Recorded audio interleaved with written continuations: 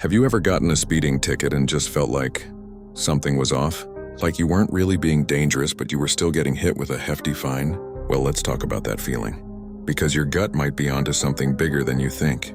Most of us assume that the number on the speed limit sign is the absolute, unquestionable law. Go 1 mile over and you're a criminal, right? But what if I told you the legal foundation for speed limits is a lot more nuanced than that? Let's dive into the law books. Texas Transportation Code, for example, says the state has to put up signs showing the maximum lawful speed for commercial trucks and buses. But what about for the rest of us in our regular cars? This is where it gets interesting. Under common law, which is the foundation of our legal system, there's actually no precise numerical limit to speed. An old case, Gallagher versus Montpellier, states that a driver must simply adopt a reasonable speed. The emphasis is on what's reasonable and safe for the conditions, not just a number on a sign. Even modern Texas law reflects this. It says, an operator may not drive at a speed greater than is reasonable and prudent under the circumstances then existing. It goes on to say you have to control your speed to avoid a collision. The key words here are reasonable and prudent. This is often called the basic speed law. So if you're driving on a wide open, straight, dry highway on a clear day with no one else around, is doing 75 in a 70 zone truly unreasonable or imprudent? According to the spirit of the law, probably not. Yet you can still get a ticket. This is where we have to ask a tough question.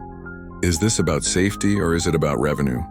The 19th century economist Frederick Bastiat once said, when plunder becomes a way of life for a group of men in a society, over the course of time they create for themselves a legal system that authorizes it and a moral code that glorifies it.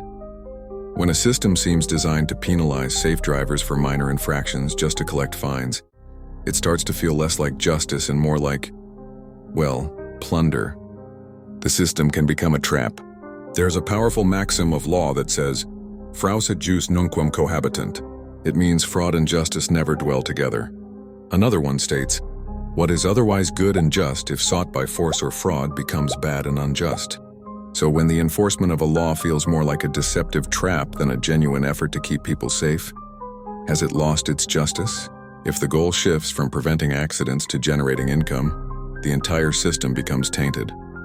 Next time you see those flashing lights in your rearview mirror, remember this.